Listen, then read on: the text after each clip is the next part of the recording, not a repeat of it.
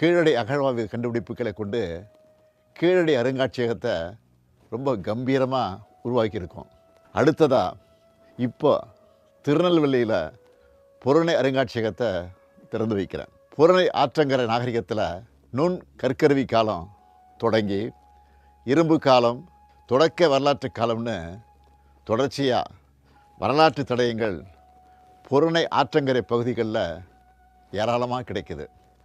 குறிப்பிட்டு சொல்லணும்னா சங்ககால துறைமுக நகரமான கொர்க்கை பற்றி சங்க இலக்கியங்களில் முழுமையாக பார்க்கலாம். தாலமி, பிளினி போன்ற அயல்நாட்டவர்களும் இது பற்றி நிறையவே எழுதியிருக்காங்க. கொர்க்கையில் கிடைக்கக்கூடிய முத்துக்களை பற்றி சிறப்பாக குறிப்பிடுறாங்க. அதே போல் ஆதிச்சநல்லூர், சிவகலை போன்ற இடங்களில் இரும்பு காலத்தை சார்ந்த புதைப்பிட பகுதிகளும் மக்கள் வாழ்விட பகுதிகளும் கண்டுபிடிக்கப்பட்டிருக்கு.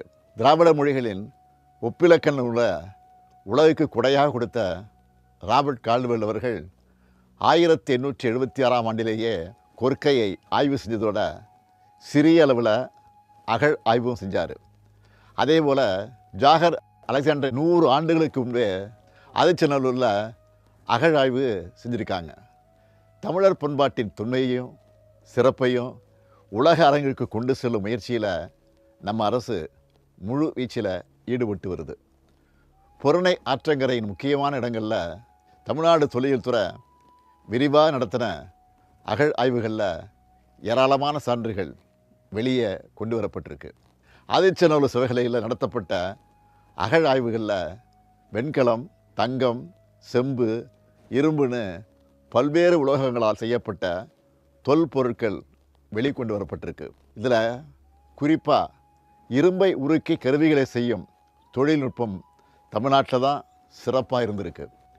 தொல்லியல் அகழாய்வுகளில் இதுவரை கிடைச்ச இரும்பு பொருட்கள்லேயே காலத்தால் முந்தைய இரும்பு சிவகலையில் கிடைச்ச இரும்பு தான் என்பதும் அறிவியல் அடிப்படையிலான காலக்கணிப்பு முடிவுகள் மூலமாக உறுதி செய்யப்பட்டிருக்கு.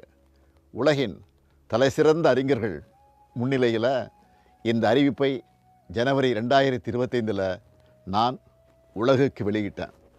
புறணை ஆற்றங்கரை அகழ் ஆய்வுகளில் கிடைச்ச தொல்பொருட்கள் இந்த பகுதியிலேயே அருங்காட்சியகம் அமைச்சு காட்சிப்படுத்தப்படும்னு அறிவித்து அந்த பணிகள் நிறைவடைஞ்சு இப்போது பிரம்மாண்டமாக உருவாகியிருக்கு.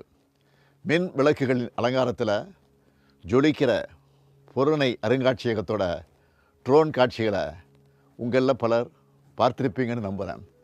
2023ஆம் ஆண்டு மார்ச்சில் நான் திறந்து வச்ச கீழடி அருங்காட்சியகத்தை 2025 நவம்பர் வரை 12,50,000 பேர் உலகெங்கும் இருந்து வந்து பார்த்துருக்காங்க. நேரில் வர முடியாதவங்களும் இருந்த இடத்திலிருந்து இணைய வழி மூலமாக கீழடி அருங்காட்சியகத்தை விர்ச்சுவலாக சுற்றி பார்க்க மெய்நிகர் இணைய வழி சுற்றுலாவை உருவாக்கி கொடுத்துருக்குறோம்.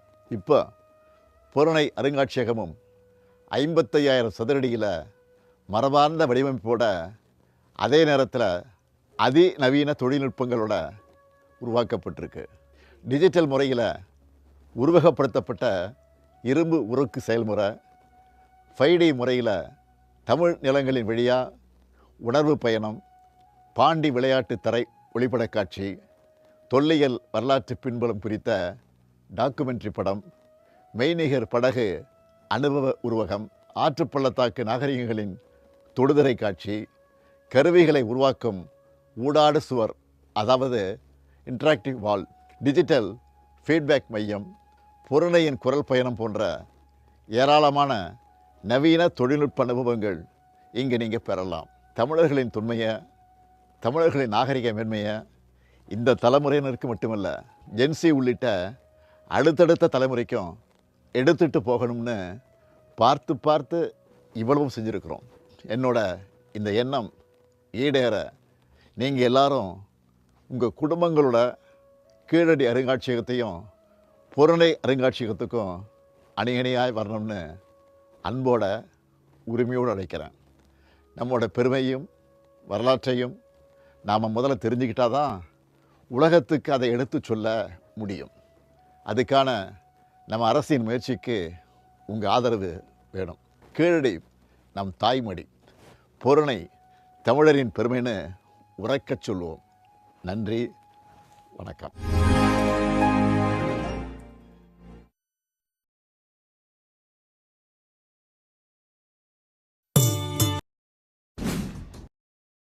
உடனுக்குடன் செய்திகளை தெரிந்து கொள்ள சன் நியூஸ் பெல் ஐகானை கிளிக் பண்ணுங்க.